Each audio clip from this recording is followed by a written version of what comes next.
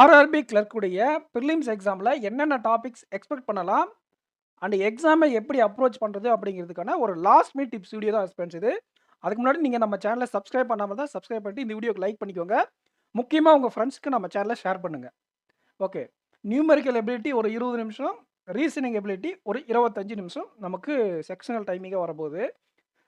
இதில் நியூமெரிக்கல் எபிலிட்டியில் சிம்பிளிஃபிகேஷனே ஒரு 10லேருந்து 15 கொஸ்டின் வந்துடும்.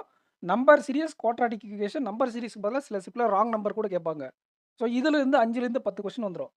இது ரெண்டும் சேர்ந்து நமக்கு அரவுண்ட் 20 ப்ளஸ் மினிமமும் 20 டு 20 ப்ளஸ் 15 டு 20 மினிமம் கிடைக்கும். டஃப்பான ஷிஃப்ட்டில் 15 கிடைக்கும், ஈஸியான ஷிஃப்ட்டில் 20 ப்ளஸ் கிடைச்சிரும்.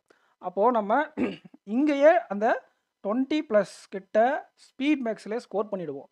அடுத்து வந்து பார்த்திங்கன்னா டிஐ ஒரு சில நேரங்களில் 2 செட்டு கேட்பாங்க, ஒரு சில நேரங்களில் ஒரு செட்டு கேட்பாங்க. அவங்க எத்தனை கொஷின் கேட்குறாங்க அப்படிங்கிறத பொறுத்து நமக்கு இந்த சிம்பிளிஃபிகேஷன்லையும் நம்பர் சீரியஸ்லையும் கொஷின் நம்பரை இன்க்ரீஸ் பண்ணி டிக்ரீஸ் பண்ணுவாங்க. ஓகேங்களா? ஸோ நமக்கு வித்தவுட் அரித்தமெட்டிக் நம்ம மினிமம் 25 மேக்ஸிமம் 30 கிடைக்கும். வித்தவுட் அர்த்தமெட்டிக் ஒரு சில டைம் 10 கொஸ்டின் கேட்பாங்க, 12 15 இந்த பேட்டர்னில் போகும். கேஸ்லெட் 3 மார்க் கேட்டால் இங்கே 12 மார்க் வரும். கேஸ்லெட்டும் ஒரு சில ஷிஃப்ட்ஸில் வரும், ஒரு சில ஷிஃப்ட்ஸில் வராது. ஓகேங்களா? ஸோ இதுதான் கொஸ்டினுடைய ஆர்டர், அவங்க கேட்கக்கூடிய பேட்டர்ன்.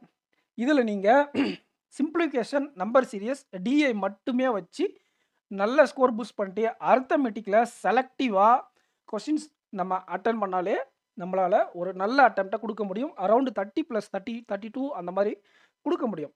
சில பேர் 35 கூட கொடுப்பாங்க. டிபெண்ட்ஸ் ஆன் உங்களுடைய அர்த்தமெட்டிக் நாலேஜ் அண்ட் நம்பர் எவ்வளோ வேகமாக ஆப்ரேட் பண்ணி சிம்பிளிஃபிகேஷனும் நம்பர் சீரிஸ் எல்லாம் முடிக்கிறீங்க அப்படிங்கிறத பொறுத்து உங்களுடைய அர்த்தமெட்டிக் டைம் அதிகமாக கிடைக்கும். சரிங்களா? So simplification number series quadratic first attend பண்ணுங்கள். சிம்பிளிஃபிகேஷன் தான் அட்டன் பண்ணணும்னு கிடையாது.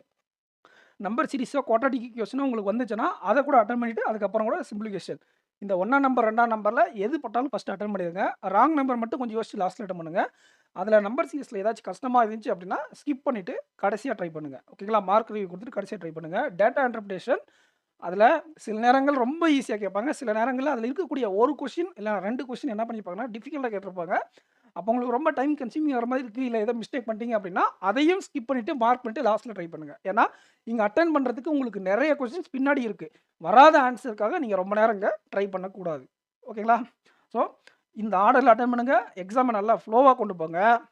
எங்கேயாச்சும் உட்காந்தீங்க இதில் மிஸ்டேக் பண்ணிங்கன்னா ஸ்கிப் பண்ணிவிட்டு லாஸ்ட்டில் ட்ரை பண்ணுங்கள். இதுதான் ஆப்டிடியூடுக்கான ஸ்ட்ராட்டஜி.